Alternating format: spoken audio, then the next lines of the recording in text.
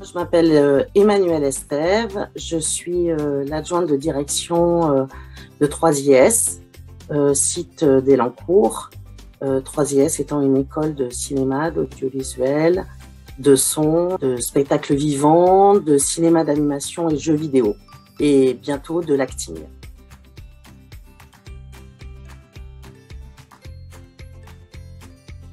Mon métier et ma fonction en tant qu'adjointe, ça consiste à être l'adjointe de la DG qui s'appelle Christelle Munoz et de la soutenir au quotidien dans son action de dirigeance de cette école. 3IS est une école de cinéma et d'audiovisuel, de spectacle vivant, de son, de cinéma, d'animation et de jeux vidéo. C'est une école qui est née en 1988, qui est implantée dans l'ouest parisien, du côté d'Elancourt. Elle accueille 1500 étudiants par an, de filière après le bac jusqu'à bac+5. Alors moi, au sein du Festival Paradisio, en fait, je fais le pont entre 3IS, tous ces métiers du spectacle et de l'image auxquels on prédestine nos étudiants, et les besoins du festival. Par exemple, 3IS a travaillé sur la modélisation des masques 3D qu'on verra sur les scénographies dans la rue. Il y aura des régisseurs qui vont venir sur le festival, travailler sur le montage et le démontage des décors et aider pendant toute la période du festival, notamment la soirée clôture. Et il y a également une équipe de caméramans qui va venir couvrir en images le festival, et également des réalisateurs qui vont venir capter les spectacles, les ciné-concerts et le spectacle de clôture. Alors moi, mon engagement auprès du Festival Paradisio s'est fait après le premier confinement. À l'époque, j'étais productrice exécutive sur les tournages pour M6 et intermittente du spectacle, et les tournages se sont arrêtés subitement. J'avais du temps, j'ai contacté les gens de Paradisio qui recherchaient des bénévoles, et je me suis dit que ça serait bien de donner un peu de temps pour la culture, hein, puisqu'on était dans cette fameuse année blanche.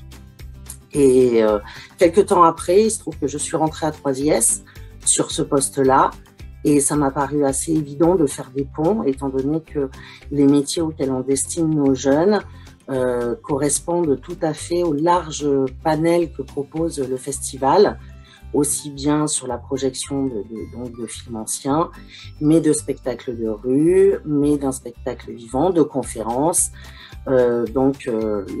L'offre du festival correspond tout à fait à tous les métiers que propose 3IS à nos jeunes, et ils sont déjà très enthousiastes, en tous les cas, à l'idée de participer au festival dans des conditions qui sont quasiment professionnelles.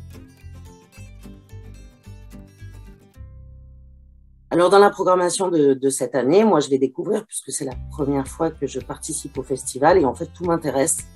C'est-à-dire que aussi bien les projections dans des lieux insolites, dans les voitures, dans un bus, toute cette façon de projeter des films et de les faire découvrir au public, moi, m'intéresse et attise ma curiosité.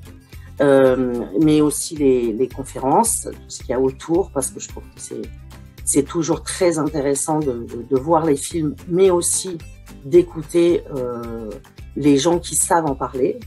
C'est toujours très, très intéressant. Et puis, évidemment, le spectacle de clôture, les scènes de rue, l'ambiance qu'il peut y avoir tout autour d'une petite fête du cinéma, finalement.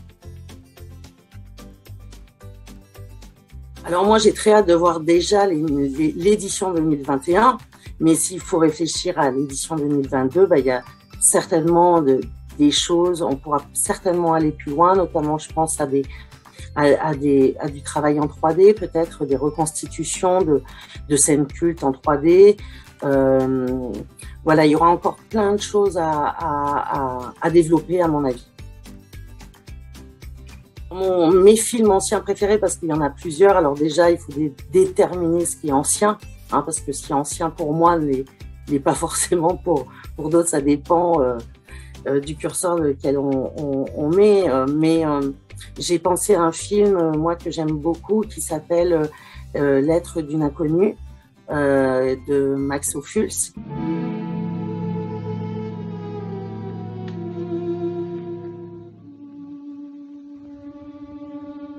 Qui est une adaptation d'une des nouvelles de Stefan Zweig.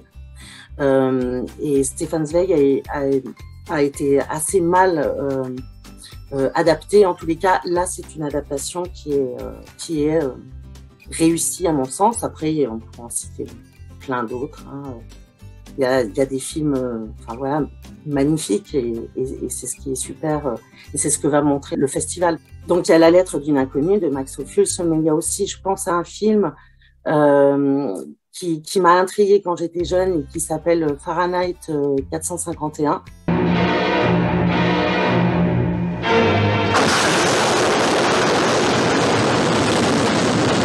Qui est un film de Truffaut, un film de science-fiction de Truffaut des années 60, et qui est intéressant parce qu'il montre un monde où les livres sont interdits. Donc, ça peut faire écho à certaines actualités.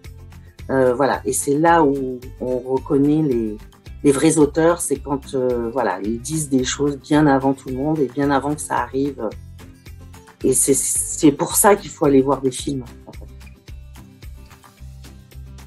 Venez faire vivre la culture. Voilà, ce n'est pas parce que c'est du cinéma de patrimoine que c'est chiant.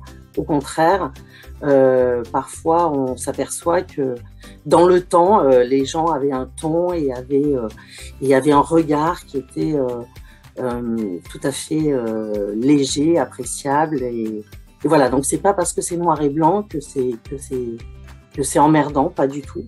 Donc venez partager la culture à la fois dans les rues et dans les salles et vive le cinéma.